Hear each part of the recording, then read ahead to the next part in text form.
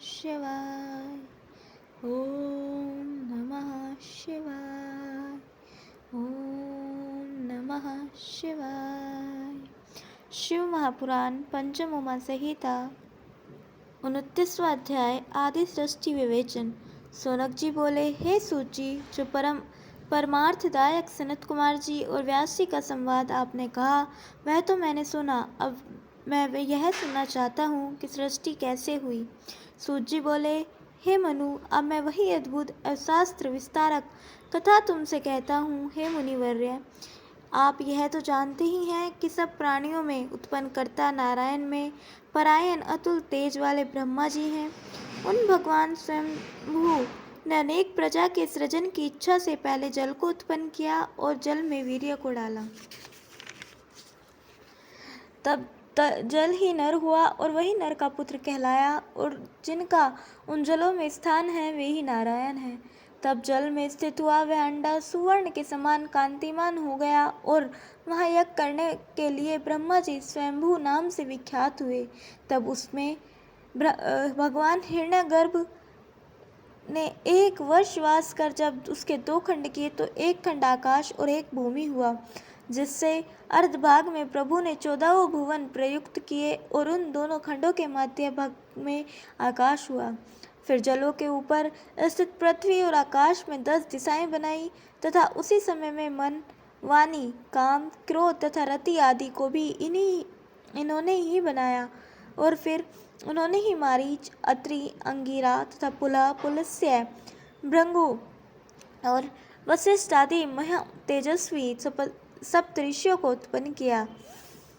फिर ब्रह्मा जी के क्रोध से 11 रुद्र उत्पन्न हुए और सब के पूर्व सनत कुमार जी को भी उन्होंने ही उत्पन्न किया। फिर ब्रह्मा जी ने बिजली, अग्नि, मेघरहित इंद्रधनुष और यज्ञ, रक्षार्थ, श्रग, यजु और सामवेद, ऋग, यजु और सामवेद को बना वेद पूज्य देवताओं को यजन कर अपने वक्ष स्थल से पितरों को, जंगों से मनुष्य तथा पिंडलियों से दैत्यों की सृष्टि की। इस प्रकार उन्होंने जल संबंधित प्रजा रचना करते हुए अपने शरीर को 2 भागों में विभक्त कर दिया। इस प्रकार अपनी महिमा से सारा संसार व्याप्त कर जल संबंध से ऊंचे जीवों की और प्रजाओं की ब्रह्मा जी ने रचना की। परंतु जब उत्पन्न की हुई वह प्रजा ना बढ़ी तो ब्रह्मा जी ने अपने शरीर को स्त्री और पुरुष 2 भागों में किया और उससे सारी प्रजा को उत्पन्न कर विष्णु रूप विराट को उत्पन्न किया। इस प्रकार श्री शिव महापुराण 5वीं उमा संहिता का 29वां अध्याय समाप्त। बोलिए उमापति महादेव की जय। 30वां अध्याय आदि सृष्टि का सर्ग विस्तार। सूत जी बोले, इस प्रकार प्रजा रचना कर आप और प्रजापति ने अयोनिजा सतरूपा नामक पत्नी को पाया, जो प्रजापति महिमा से महात्मा धर्म से उत्पन्न हुई थी और जिन्होंने 100 वर्ष कठिन तप करके प्रदीप्त तपस्वी मनु को प्राप्त किया। इस प्रकार उन विराट रूप से सतरूपा की उत्पत्ति हुई, जिनसे प्रियव्रत और उत्तानपाद उत्पन्न हुए। फिर कर्दम मुनि प्रजापति हुए और उनसे काम्य नामक महाभागा उत्पन्न हुई। जिस काम्य के सम्राट साक्षी, अविट और प्रभु ये 3 पुत्र उत्पन्न हुए और धर्म की सुंदर कटी वाली कन्या सुनीति की माता हुई। बालक ध्रुव ने 3000 वर्ष तक अविनाशी स्थान की इच्छा से वन में तप किया, जिससे प्रसन्न होकर ब्रह्मा जी ने उन्हें सप्तऋषियों से आगे अपने ही समान अचल स्थान दिया।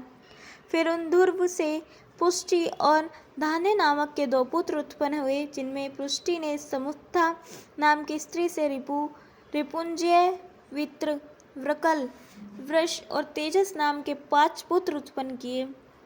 साथ ही उसने चालुष्ट नाम का एक और पुत्र उत्पन्न किया, जो बड़ा ही प्रतापी और चासुक नाम से विख्यात हुए।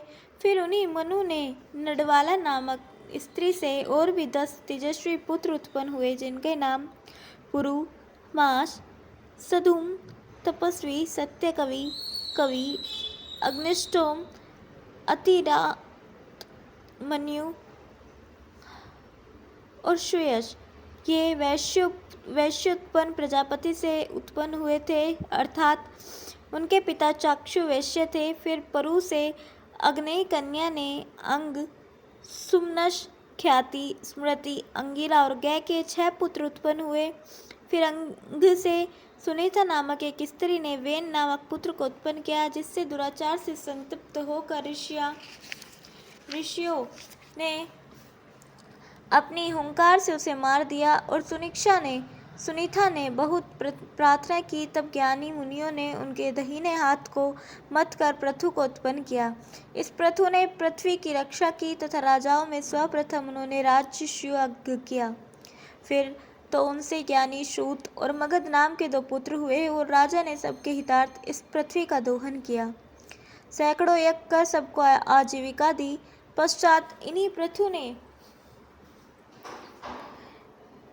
विजिताश और हर्याश नाम के 2 और धर्मात्मा और बड़े ही पराक्रमी पुत्र उत्पन्न किए, जिनका नाम पृथ्वी पर विख्यात हो गया। इतने में उधर शिखंडिनी ने प्राचीन बृहष पुत्र को उत्पन्न किया और जिसके प्राचीन अग्नि कुशा नाम वाले पुत्र उत्पन्न हुए तथा जिन्होंने समुद्र की पुत्री से विवाह कर महाप्रभु की पदवी पाई और अत्यंत शोभित हुए।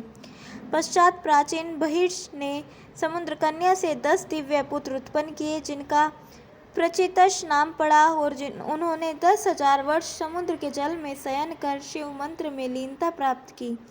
इनके तप करने से वहाँ बहुत से वृक्ष उत्पन्न हो गए थे और पृथ्वी की रक्षा न होने से वैश्य को प्राप्त होने लगी थी। इससे कुपित होकर उन्होंने उन सब वृक्षों को जला देना चाहा।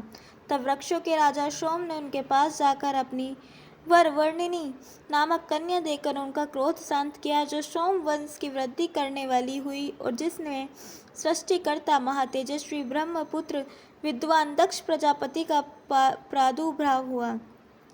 फिर तो दक्ष ने मन से 4 अचर, 4 और 2 पैर वाले जीवों को उत्पन्न कर मैथुनी सृष्टि की रचना आरंभ की।